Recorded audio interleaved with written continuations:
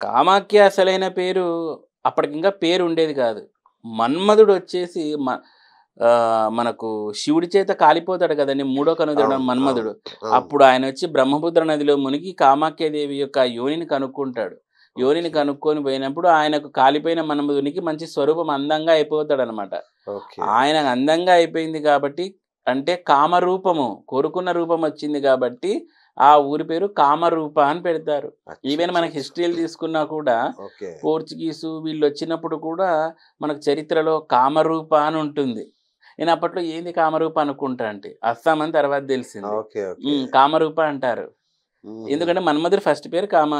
కామరూప అని పెట్టారు. అవును. తర్వాత అది ప్రగ్జ్యోతిష్‌పుర్‌గా అయిపోయింది. ఓకే. నరకాసురుడు పాలించే టైంకి. అచ్చా! ఇప్పుడున్నది మనకు గువాహటిగా మారిపోయింది. ఓకే. గువాహటి సిటీ.